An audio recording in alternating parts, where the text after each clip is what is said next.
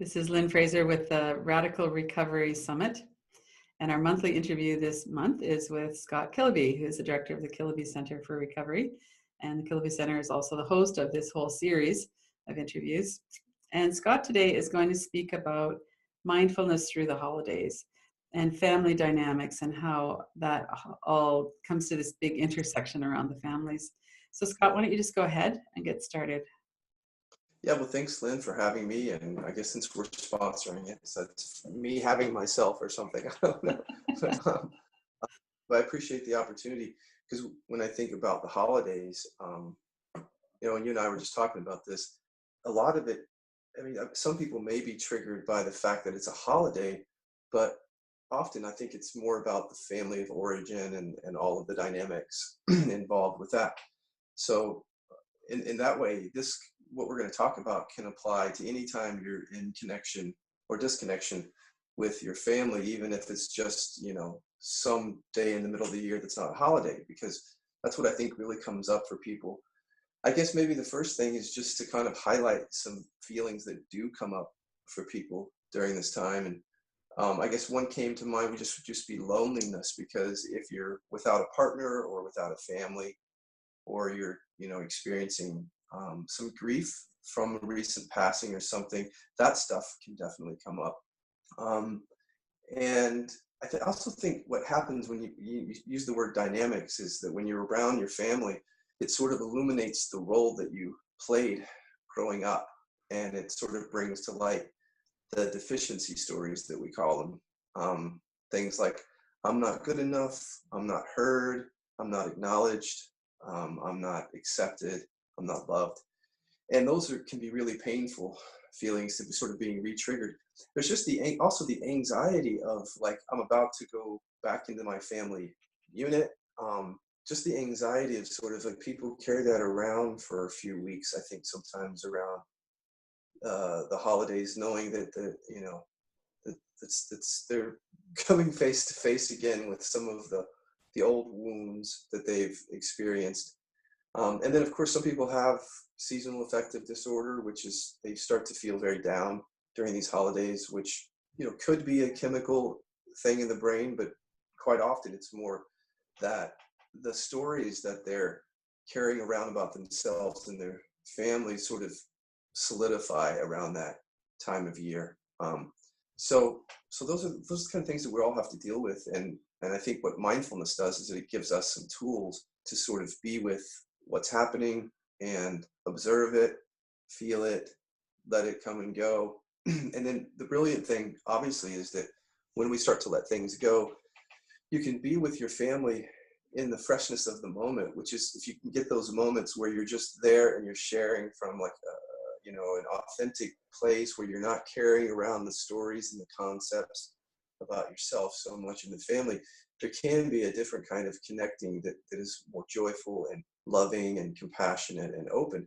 But that doesn't just come about naturally for most people. They have to do some looking first before they can sort of meet people freshly.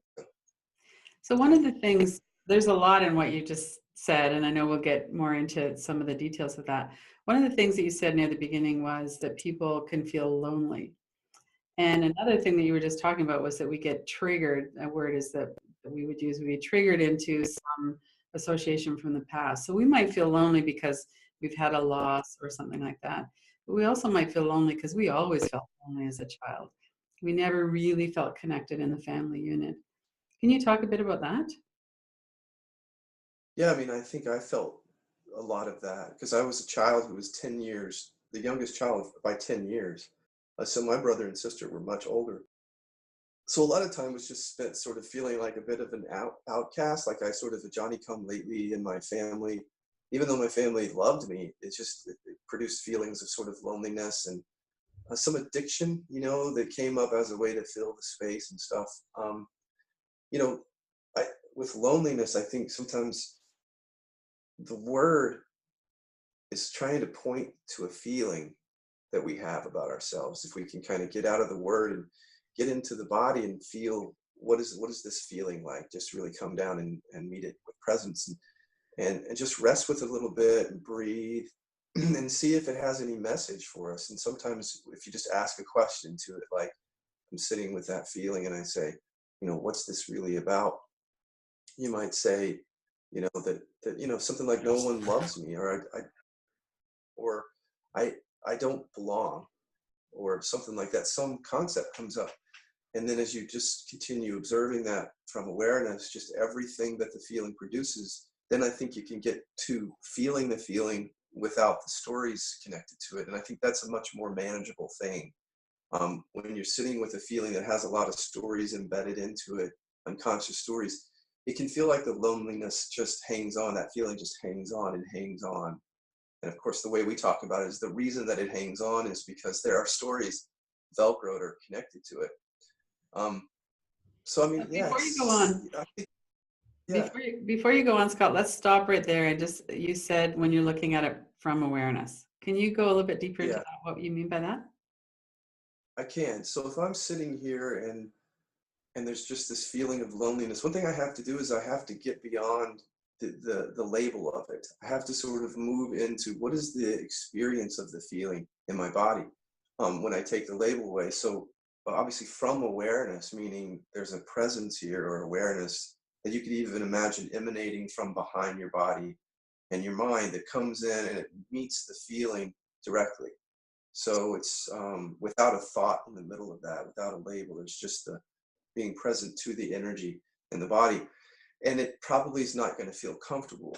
Um, and you have to kind of look for the resistance to the feeling because there might be like, I don't want to feel this. But if you're really quiet and resting with it from presence, you can start to investigate it. That's what I mean. You can start to ask questions about what is your meaning, or why are you here, or what's this all about? And that's when the mind will start producing the really juicy stories underneath the label of loneliness, which it could quite often is a deficiency story of like, I'm not loved, I don't belong here, I'm a misfit, nobody loves me, things like that. And those are more core issues. But as you can just observe them again from awareness very gently, be very patient and loving with it, then they can start, those different stories can start to just quiet and quiet. Yeah. So, and then, and then come back to the feeling, keep coming back to it with an openness and a, almost like, almost like a curiosity instead of a rejection of it, which is challenging for people because we want to reject the feeling, but just come with it from awareness and just be curious to see what it has to say, and keep looking at the stories until they fall away. Yeah. So I'll post, you wrote a blog about mining your sensations. I'll post that link on here so people can go into that as well. So someone has an energy in their body that that's been there for a long time. They don't want to go into it because there's a lot of painful memories, a lot of painful associations. So how do they move from that, I don't think I can handle being present with that, to actually going into it and seeing what's there? Yeah, it's not like you can just flip a switch on because we've spent a lifetime of not wanting to feel stuff. I think one thing that can help is if you get with a practitioner like you or me or someone who can hold the space for that and guide someone in, and then sort of teaching you how to be with the feeling in a way that's not so resistant.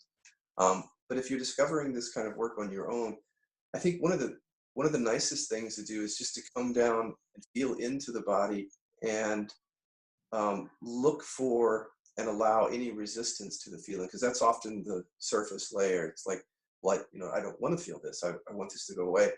But as you become aware of that movement in your body that's trying to push against it or distract from it, just by being aware of that movement of resistance, it can start to soften because it comes into the light of awareness and it sort of can't survive. It sort of hides in the dark and stays alive in the dark. So by becoming aware of the resistance, it's just little subtle things like you feel like very tense when you first go down to feel it, very resistant. But then as you allow the resistance, there's just kind of sometimes a very slow softening to it.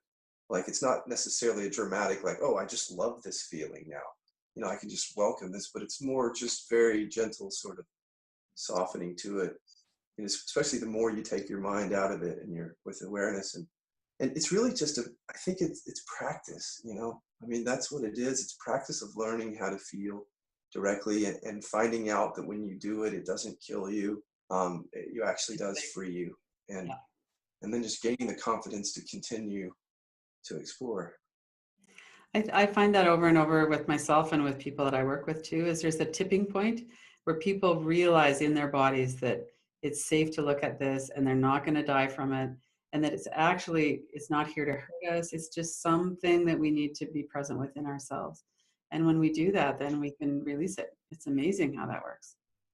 Yeah. It is amazing. I mean, I just for some reason, what I'm recalling is when I was looking at some trauma of my own from being bullied, which you and I have talked about, and then having that trigger reoccur in a particular instance in my life, and feeling my stomach just doing this, Hmm. and just realizing how much energy has been spent in my life not being with that stomach contraction, and then coming down to it. I can tell you that my first inclination was, well, there's got to be something that I can use, like a drug or sex or something, because I know that that will just medicate it. But then something in me goes, no, no, no, that's your pattern, you know.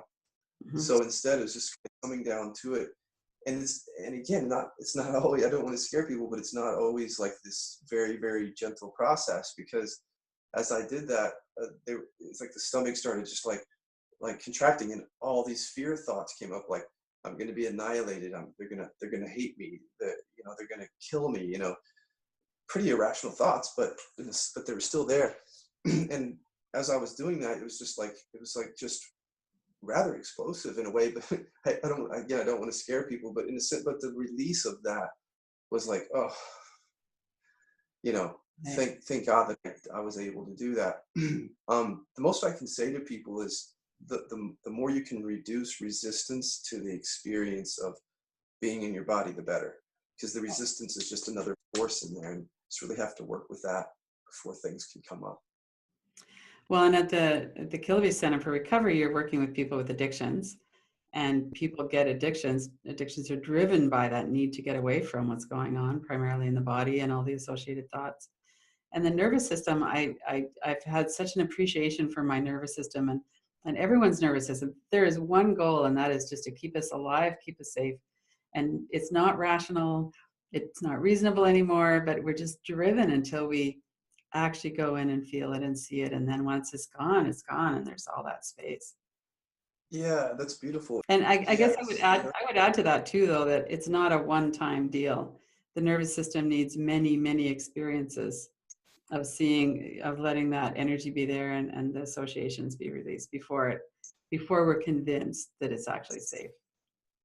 thank you. Because since we're talking about radical recovery, the one thing that I've come to see is just the compassion for addiction, and recognizing that part of the central nervous system's job is, when something feels too overwhelming, there's a reaching for something to medicate that, and that's part of the survival. So, I'm really, really on this kick today about pulling back the judgment on people who are addicted, and stop pressuring them and start loving them, because of what they're dealing with is a survival mechanism. So, sometimes we just have to use something. That's just the bottom line. It's not very popular to say, but sometimes we have to. And even if we've put down like drugs and alcohol, the thing we may have to use then is one of our secondary or process addictions. And so, but after a while, I think what's beautiful about this work is you start to recognize after a while that the medicating doesn't ultimately solve the issue, right? Yeah. At some point, it dawns on you, yeah, and then you have, in that moment, you have that choice of either, okay, yeah, I could cover this up, or I could just come down and come down. And I think as I come down and meet something, then there's less need to reach for something. But it's all actually, even though it's very painful, it's quite a beautiful process when you recognize that you're just simply allowing your central nervous system to Right. morph and evolve into something that, I don't know how to put the words to it, but being from something that feels very scary and it's always on high alert or contracted, to being something where you feel down into it, and there's a payoff in that. There's like an Yeah. opening in the body that happens, and then you less and less need to reach for things, addictive things. Well, I had an intermediary step there about 4 years ago. I'd been working with the food addiction and the compulsion inquiry, and food wasn't doing it for me anymore. I wasn't getting any relief from it. It just wasn't working. And as I would drive home, I went past the superstore and the grocery store and the liquor store right attached to it. And I started having thoughts about getting some alcohol. And I quit drinking when I was in my mid 20s, and I haven't had it. I drink occasionally, like I'll have a drink, but I'm not, that's not an issue for me anymore. And so I'm thinking, well, why is this coming up? And it's because my nervous system wanted something that worked. And I was kind of thinking, well, maybe that'll work. And it was just really interesting. As soon as I saw it, then of course I thought, well, I know what I need to do is I need to just kind of go inside and sit with that. It was funny though. Yeah, yeah. All those years later. No, it's perfect. uh, Oh yeah, it's a perfect example of exactly what I'm talking about. Of just the mind produces those things, and to have compassion over the mind. I know you've got a book called Friends with Your Mind, Right. right? In a way that, you know, um, that's what it's about, because when a craving arises, that's just what the mind, the central nervous system is doing. It's producing something that it knows will work, at least temporarily. But Right. you had enough compassion to see it and then to say, okay, now hold on, there's something here that I need to investigate in Yeah. the body, come down and feel. That's great. Yeah. Mhm. So I wouldn't mind getting back to the point that you just made about the way that our culture shames people with addiction. And we see Oh, yeah. so much of that in our culture right now. Yeah, it's so true. And coming back to the holidays, because this is where a lot of the external judgment and pressure is coming from family, and so family members often, they're trying to help, um, by sort of identifying somebody in the family with an addiction. And it does come from love, but it also comes from fear. And so what I'm just noticing is that a lot of people that come to our treatment center, they've been the sort of the victim, or on the receiving end of lots of external pressure and judgment. That they're, even if the people didn't mean that, it was interpreted as, I'm bad, I'm wrong. And what it does, what I've noticed, is it creates dishonesty. It's almost like, if you're my mother or my sister, and you're judging me, and I feel that, so what I'm going to do is I'm going to learn how to lie. I'm going to learn how to hide and manipulate you, because we've sort of set up this dynamic in our relationship that I can't be open, because if I'm Right. totally open, then I'm going to feel the onslaught of your judgment, which then becomes internalized pressure on me. So then I have this addiction, and I'm now beating myself up for it internally because of everything that. So one thing we're doing at the center now is some shadow work around that, is like re-owning that external pressure that we're feeling from our families. And we bring it all on our own side and recognize it as internal pressure. So we are actually judging ourselves. We're punishing ourselves. We're pressuring ourselves to change. And my intuitive feelings, that's what one of the things that keeps addiction alive, is that internal judgment and pressure and Right. aversion. So we're trying to relieve all that pressure so that we can just go within and look.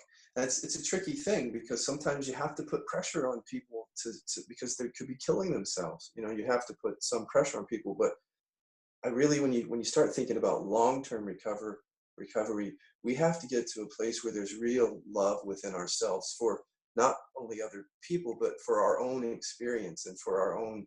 And as long as we're doing this, internally judging and pressuring and punishing ourselves, what better reason to go and use something Right. than to relieve that? So it's quite paradoxical and poses quite a dilemma. But I think the more that we're recognizing that this is what's going on in the dynamics of the family, we can educate about it. And somehow, if the whole family becomes educated, holidays are better, because then you can walk into a Christmas party and you don't feel that as much. If everybody's doing their own mindfulness work, you don't feel that. There's more love and compassion. Therefore, I can just be more honest. I can say, Right. well, here's what's really going on for me now that you're not doing this to me anymore. I can, anyway, so it's a kind of a roundabout way. It's a huge topic at the Kiloby Center right now, is Right. this. Yeah. So if you were to break that down and give us an example of what what kind of work a parent might do around that, what they might need to see, what kind of work somebody who's new in recovery, maybe a sibling, what are some of the dynamics and some of the ways that people might be able to enter into that work? Because here's a parent, they're scared to death, their kid's going to start using again. Yeah, I mean, it's scary stuff to look at, but there's several ways to get at it. And one is just to start resting as awareness, like sort of stopping throughout the day and recognizing what situations and thoughts bring up your anxiety, and then tuning into the body and sort of clearing the mind. I can show a couple of ways to do that, and kind of just coming down and being more comfortable with the feeling of anxiety, welcoming it. And when you notice that when you welcome it from awareness and mine out stuff from it, and you feel like, oh, okay, well, that was just a feeling that I was feeling, and the feeling was driving the pressure and the judgment and the condemnation. As the feeling starts to subside because I've rested with it, the mind's judgment and its stories can start to quiet, and then the person feels that difference. The person that you're Right. feeling anxious about actually dynamically feels a change, an energetic change in you, and so it can really open up the relationship. So so much of our work goes to learning how to be with feelings directly. But let me just show you another little tool, because we like to give just something in terms of a tool, Mm-hmm. something simple. So let's say you're a mother, and it's the holidays, and you've got a son who's out there using, and it's like every night you never know what's going to happen. It's just learning, like when you're lying in bed, is just kind of pull up the picture of the worst case scenario. I Mm-hmm. mean, go ahead and go. What's the worst that can happen?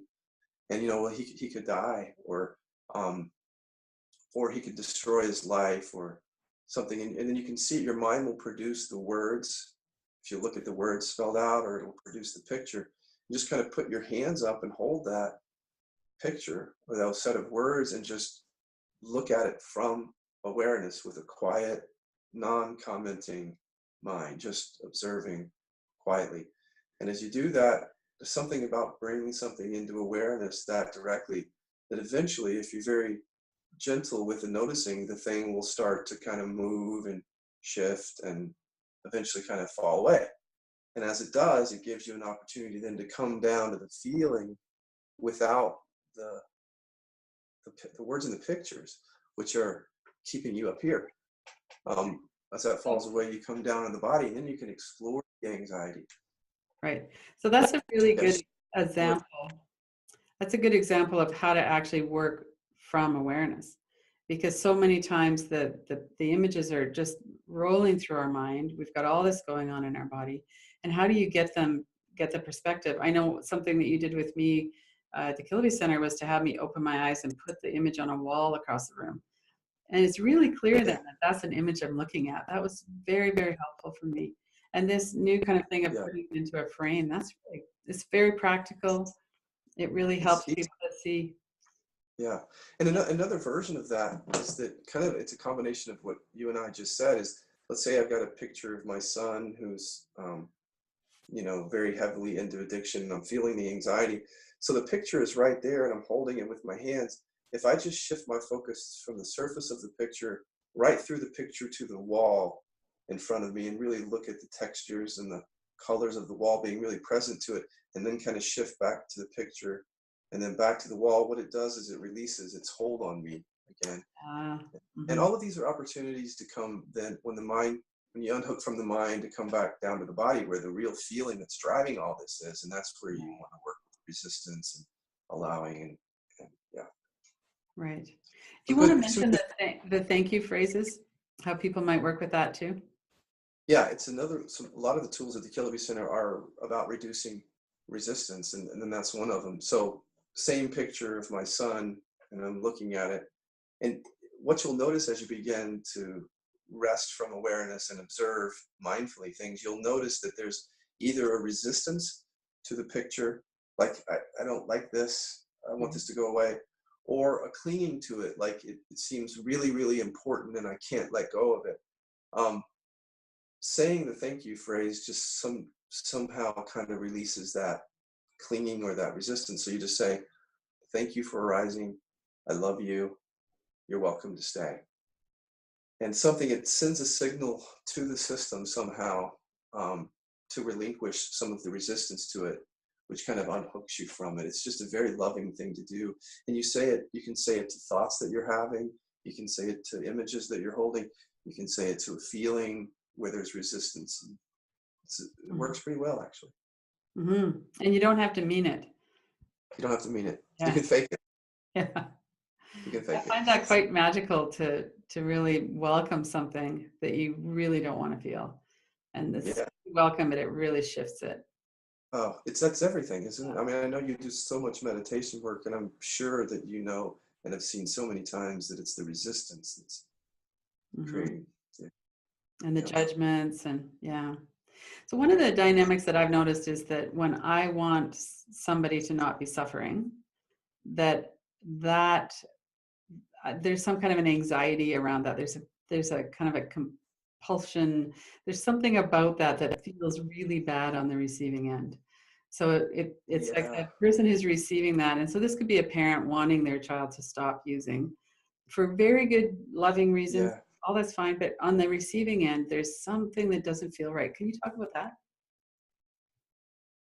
Yeah, I mean, I think that we're all pretty intuitive. We talk about people being intuitive or whatever, but I think we're all tuned in energetically to each other, and we Mhm. may not even recognize it. So if a parent, let's say you're going home for Christmas and all your for the last few years you felt that from your dad or something, uh, we just feel it. We know that it's coming from fear and anger, or we can feel it energetically, and we may not even be able to articulate it, but we know that they're suffering. So they're saying, "Hey, I want to relieve your suffering," but you intuitively know that they're suffering at the same time. So it's confusing. I really think that the greatest kind of recovery and just really freedom in families, period, holidays or not, is when everybody's doing their own work on their own side, Right, to relieve the suffering on their own side. And that's when the family dynamic opens up, and there's just much less fear and anger and distrust and all of that. right, right. So so that's ideal when everybody can be doing that. So what do you Yeah. do if you've been doing your own and someone else isn't? The same patterns are there. What do you do then? It's a great question, and I've certainly had to deal with that in my own life as I do my looking, and other people are not. And I'm working with somebody right now who's surrounded by people that haven't done any mindfulness work or really much of anything. The same thing applies, is that we can still do the work on our own side, and get a lot of freedom on our own side. The other thing is that at some point, as we start to become really open to lay down, so to speak, these stories of suffering for ourselves, sometimes you have to make a decision that someone is not right for you in your life. You have to step out of the relationship. And sometimes that's what comes out of looking at something for mindfulness, is like, I'm doing this work on my side. I'm moving through these issues, but she's not. And so am I required then to spend a lot of time with this person? Or am I required? I mean, if you look, you're really not. And sometimes it's healthy just to step away. And then it goes back to wanting people, you can go back to like, well, I want you to get clear. I want you to get clear. Um, but they can feel that energy from you in the same way, that they're going to feel like, well, yeah, but you want that a little too much. I mean, it sounds like you're suffering over it. So it's tricky stuff. I mean, but I still say, do the work on your own side, relieve yourself of the suffering that you're carrying around. And pretty much that does tend to shift relationships in some way. It doesn't mean that everybody gets totally clear all at once, but it certainly changes the dynamic in a family if one person starts to get clearer, and you start to see it affecting relationships. Yeah. Right. So somebody's going to go home for the holidays and they're not drinking anymore, but the whole family has a culture of drinking and they're not willing to not drink just because you're showing up and you're 2 weeks out of rehab and it's going to be really hard for you to not drink. What do you do then? You don't have to go. That's one thing. Hmm. There's nothing that says you have to go. Um, it just depends. I mean, we all have to find our own truth in this. I mean, I just know when I was first getting clean off of drugs, I certainly could not be around certain situations, family or not, because I was too vulnerable. I was not yet embodied. I wasn't in touch with my feelings, and so it was just easier to feel like I was being given permission to use because I was around people that were using. So one thing is just learning how to set boundaries and to say, hey, thank you for inviting me. I think I'm gonna skip this year. And this is because this is what I'm feeling for myself that feels true for me. Um, the other thing is just, if you're going to go, employ some of these techniques to free yourself from some of the entanglements that you're feeling around this. Just kind of spend some time meditating or inquiring with really skillful tools before you go, learning how to sort of sit with feelings that are coming up as you're watching people use, and then knowing that you always have the right to leave. Like we always The worst thing that's going to happen is someone's going to be upset with you. So what? That's fine. You've taken care of yourself, and that's okay for them to be upset. They'll have to deal with that, and you can certainly deal with it too. But yeah, I mean, sometimes there's just no easy answer. It's not like, that there's one answer to this. It's more like we all have to feel it out for ourselves. Well, and you're getting right at that kind of veneer of normalcy that often is required by all the family members, that even if things aren't very connected, we kind of pretend that they are. We don't really name what's going on. So by someone saying, I'm not going to attend this year, well, God, what's Uncle Harry going to think if you're not there? And it's this whole failure as a family and shame, and that can make it a lot harder. It can, but it's all food for inquiry, as you know. So it's Mhm. like, but standing in your truth sometimes means you're saying or doing things that are not popular in the family, but you're doing it because you know that you're standing on something that feels right for you. You're taking care of yourself. And then, so the beauty of this kind of work that you and I do is that if you feel some of that from the family, the alienation or the judgment, you can step back and sort of examine this, because likely it's old stuff coming up within the family. It's like you've probably encountered that kind of judgment and pressure and before. So you can sort of pull up some of these same memories and thoughts and kind of let them be released in awareness. And everything that goes on in the family is food for this kind of examination.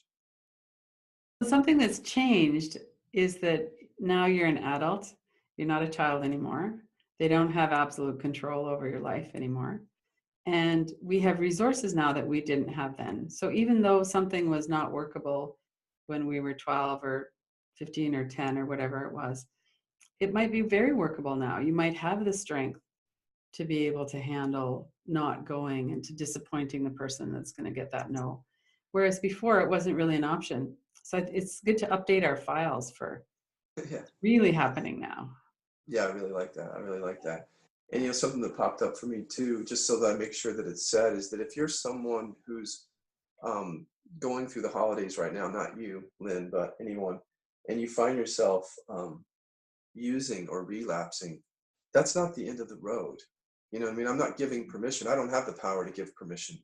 Hmm. But if it happens, it's just know that not everybody in the world is out to judge you for that. Like, just you're welcome to come back into, whether it's 12-step rooms or our natural rest, you're welcome. As far as I know, you and I are concerned, and many of us that this kind of work, you're welcome. And and just to know it's not the end of the road, and it happens. I just want to say that because I know that there are some relapse and slips, slips that happen for people during the holidays, whether it's like food is a major thing for certain people, and then you get around all this food, and then you know, you eat something, and then there's the shame that comes up. It's like, that's okay. Look, it happened. You know, let's examine it. Let's look at it. So that's the kind of that's the message I want to send. Is there's just so much violence in families. There really is, emotional violence. And we're so violent to ourselves sometimes. Just my resounding message is just, let's bring love into this. Let's bring love and compassion, not denial, not not enabling, but love and compassion into the whole thing. So let's go a bit deeper into that. So we shame ourselves, we judge ourselves. That happens in the family for lots of different reasons too.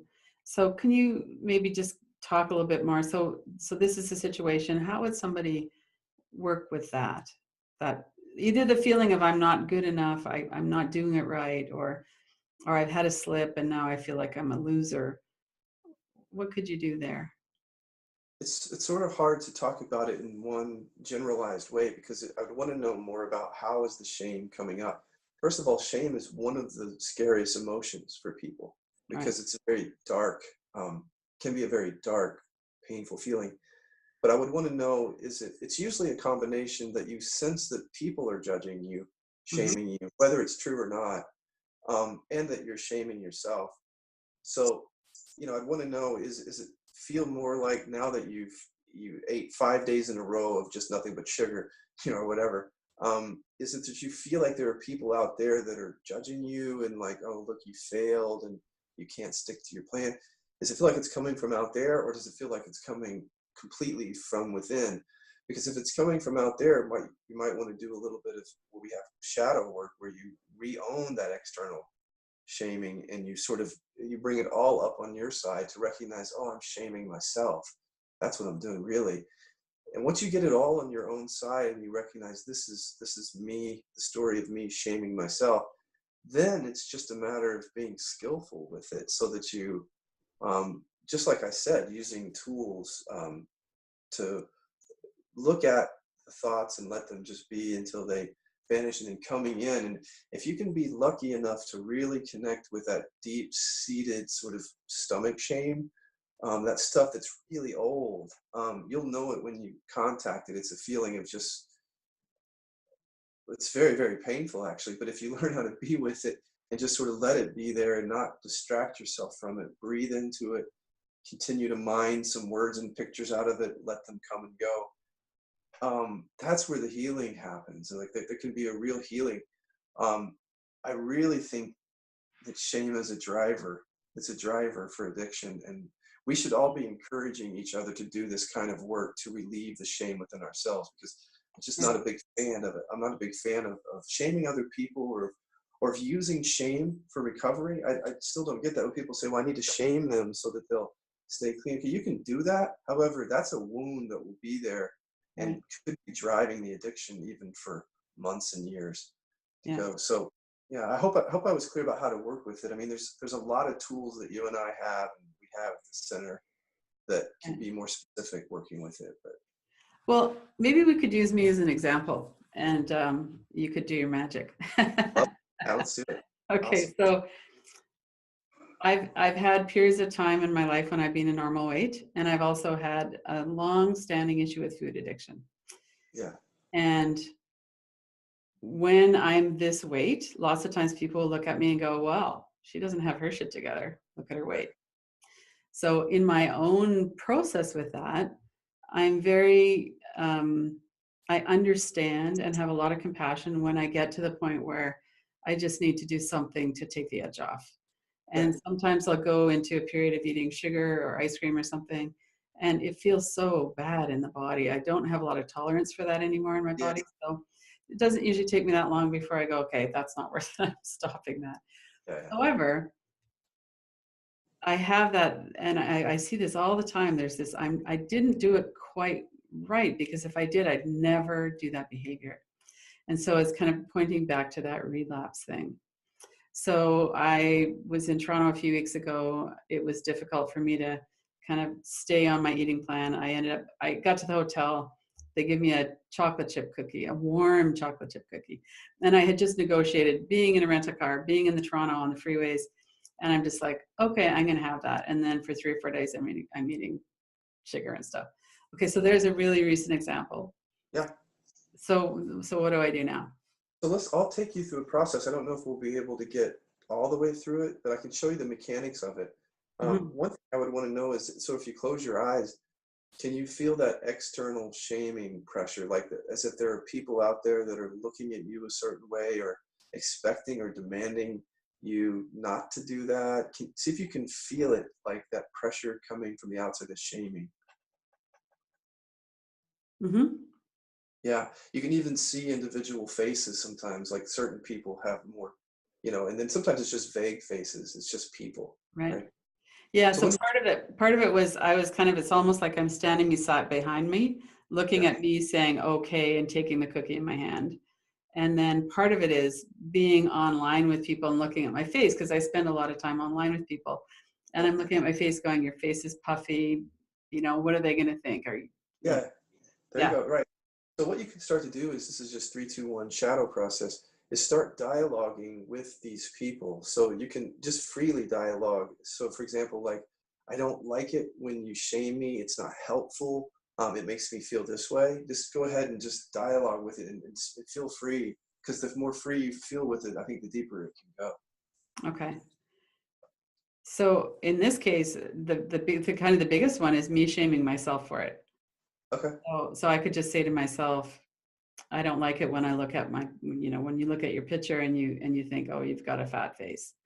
Or I don't like it. It makes me feel bad when I look at that and go, oh, people are going to think I've been eating sugar.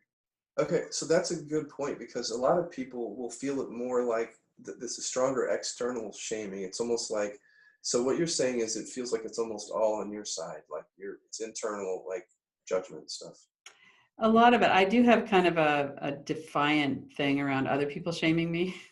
Yeah, When I was younger, especially when I was in my 20s, 30s, I had a waiter one time telling me I didn't need dessert.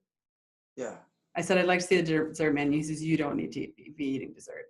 So Oh, I kind of got into that. Oh, yeah. uh-huh. Let me see the Yes, manager. If I want to eat dessert, I'm going to eat dessert. So I yeah, have kind of that defiance around other people. yeah. It's like eating at people or using at people. Yeah. Yeah. Well, Yeah. let's go. Yeah, right. So let's just go through the process anyway of dialoguing a little bit with those Okay. people, like, because there's probably some anger and defiance there. Just sort of like, this is how it feels when you say that, like you're shaming. Just say a few things to really get it out there. Yeah. I feel kind of sick in my stomach when you say that to me. I can feel my shoulders. There's some energy in the back of my body. Like I need to protect myself from you. Hmm. Anything else? Does it anger you? Does it make you feel um, small, or anything else you want to say before we go forward? Yeah, I think that the angry thing would be you don't understand what my life and what my experience is like. How dare you judge me for that? There you go. How dare you judge me for that? Right. Okay. So if you're doing this process at home, you can go as long as you want with it, until you feel like you've said everything. So now what you do is you just own it to the first person I. So you say, you know, I'm doing this to myself. I believe that I shouldn't have a dessert. Just kind of own all that, just first person. Okay. So I believe I shouldn't have a dessert. I believe I shouldn't have had that cookie at the hotel. Yeah, I believe I should be perfect with my food. there you go. So you can kind of feel into the truth of some of that we often are doing this to ourselves, even though other people are doing it to us, we're internalizing it. So Right. as you own those statements, can you feel it all more on your side now? Like it's not so much about the waiter, or anybody else. Can you feel that it's, oh, this, I have this viewpoint that I shouldn't? Mm-hmm. Yeah. Well, and there's also some sadness coming up. Yeah, there's the feeling that it's connected with that shadow. So is it, for now, is it mostly that your mind is very active, or that the feeling is No, it's just, more the feeling in my heart and throat.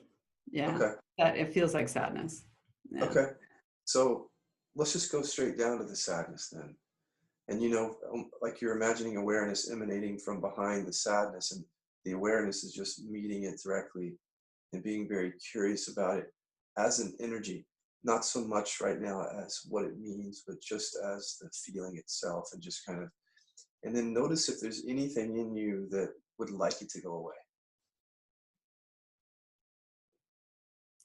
Well, it doesn't feel comfortable, but Yeah. it doesn't feel threatening. I don't want it to go away. Okay, good. So in case any of you listening wanted to go away, what you would do is just allow that wanting it to go away, just allow the resistance, so that it softens. But now that there's not a lot of resistance, just kind of allow that feeling to be there in the space. Is there any does it have any story connected to it? Does it say something about you that this feeling is here, or is it just a feeling?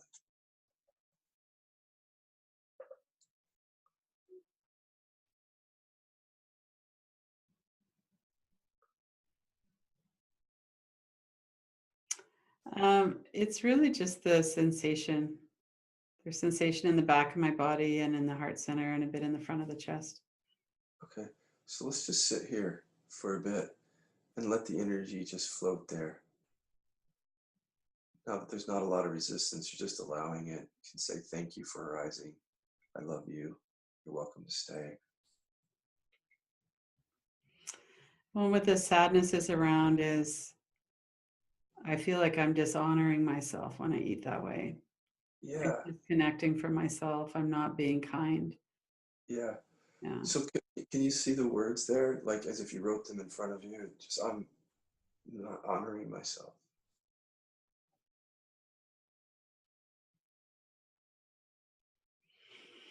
Hmm. Yeah.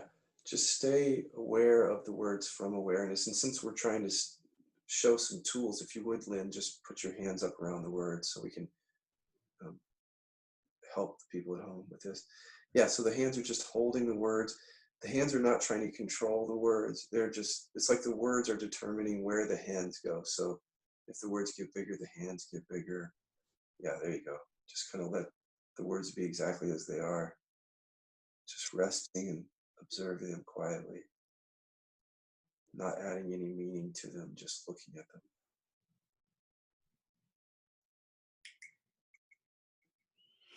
Yeah. And the energy shifted too. It's not there anymore. Yeah, so that's a great example of everything we just talked about, all those tools Mhm. right there. I thought it would Yeah, be useful to use a real life example. So, yeah. perfect.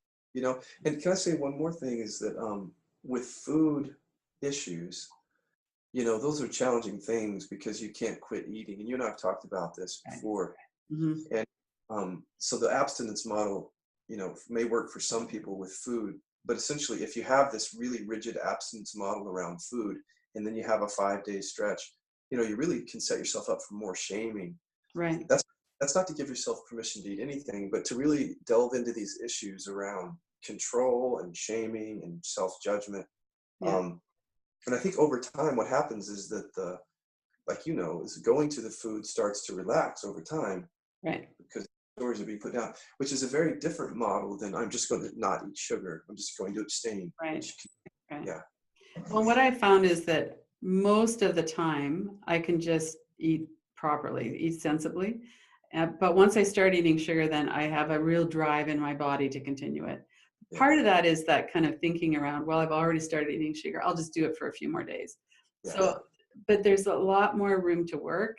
Whereas before it was just this kind of driven, I need relief and I know how to get it. Ice yeah, cream in a movie or whatever it was. And so right. that's very, very different than it is now. Yeah, it's And still awesome. Yeah, sometimes it comes up, you know, right. Of we get course. to Yeah. work with it again. Yeah, Well, I know that you're also really gentle with yourself too. I am.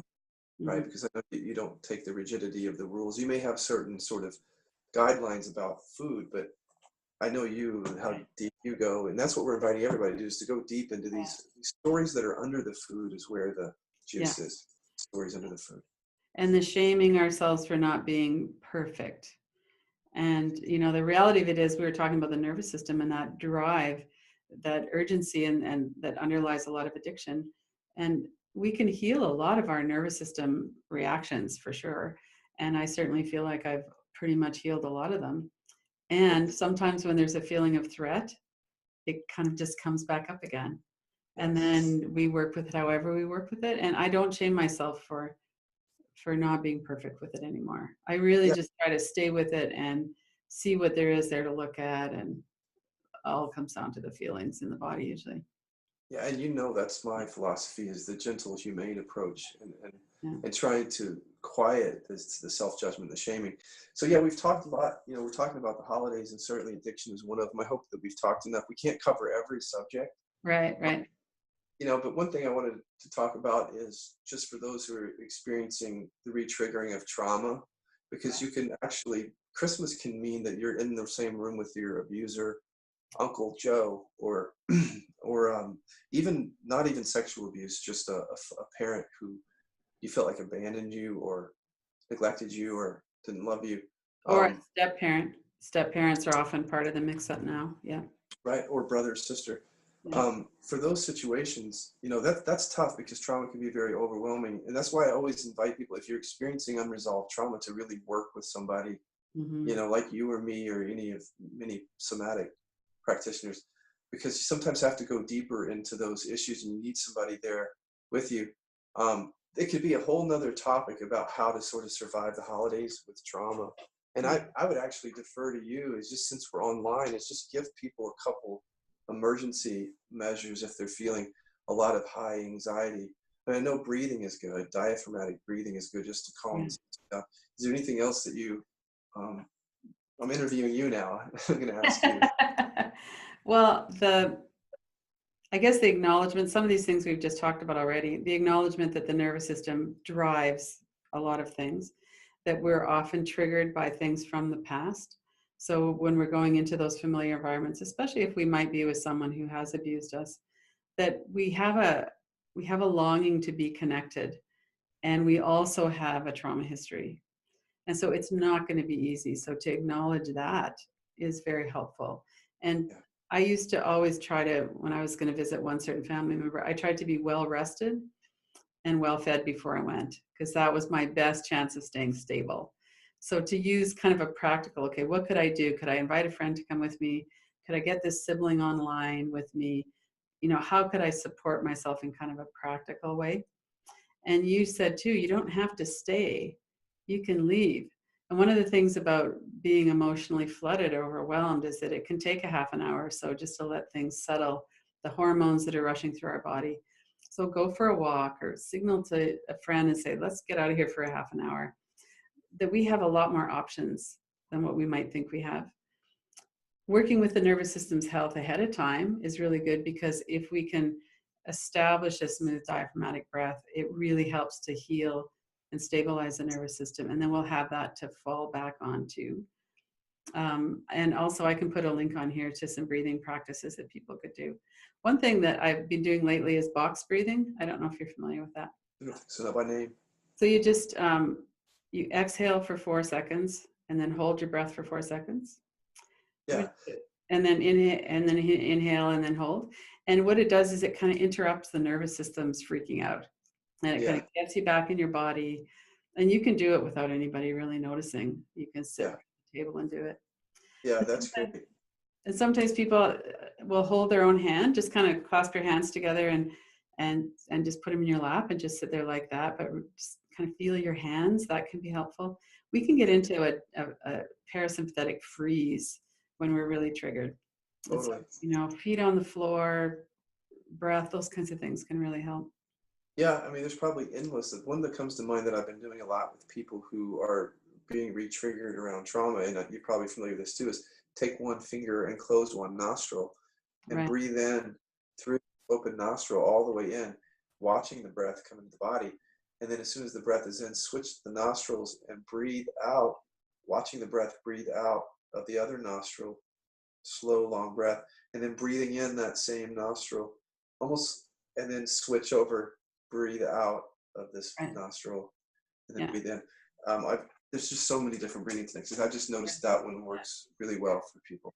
Yeah, Yeah. usually. And there are practices of alternate nostril breathing like that, that can be really helpful. It balances the nervous system. So it's helpful if you're really agitated, if you're fearful, if you're overexcited, if you're feeling really down. Balancing your nervous system with a breathing practice is really good.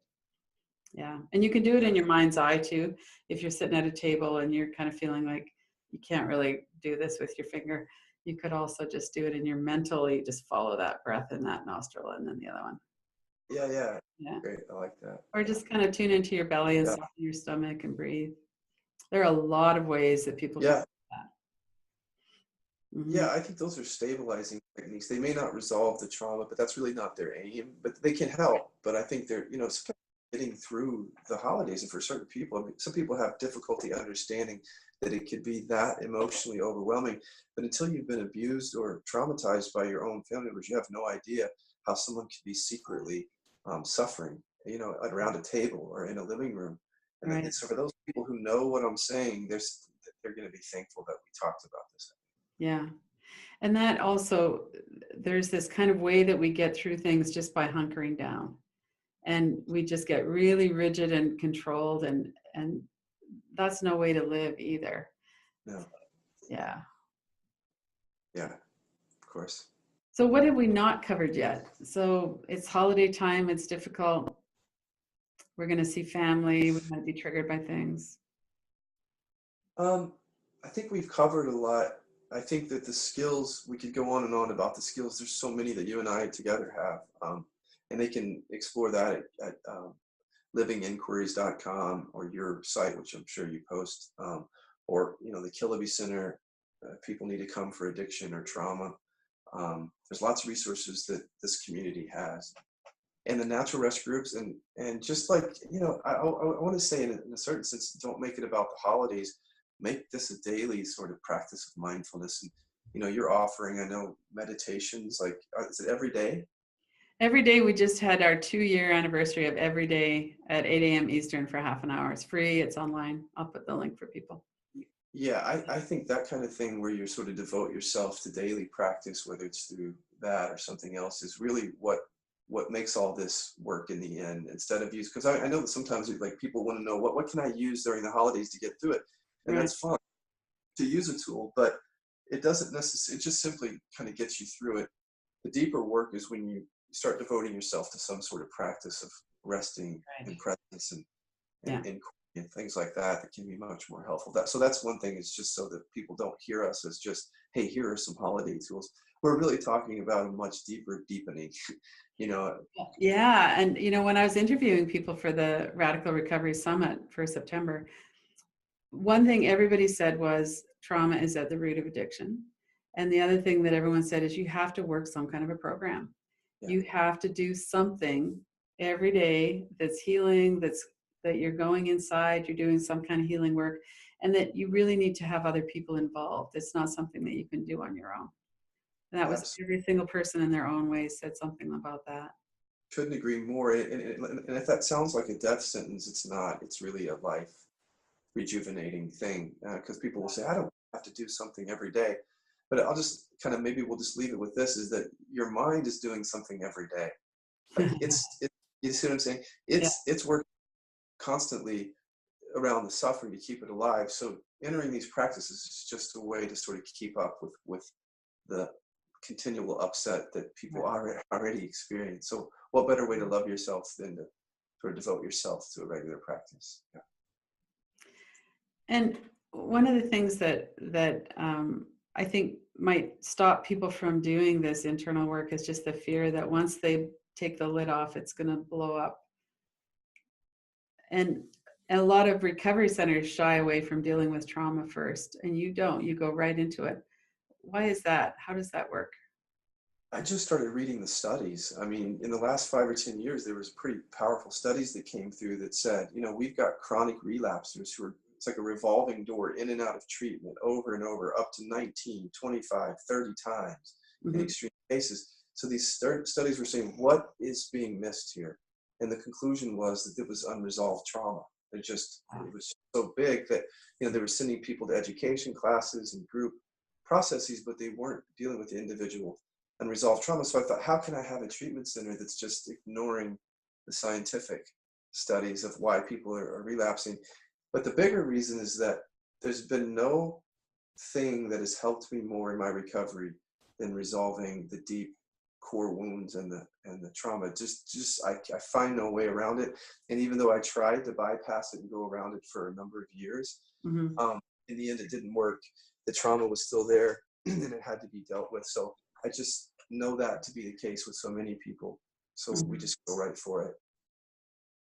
Yeah, that's good. That's certainly my experience too. And once you get into it, there's so much freedom that opens up. It's so worth it.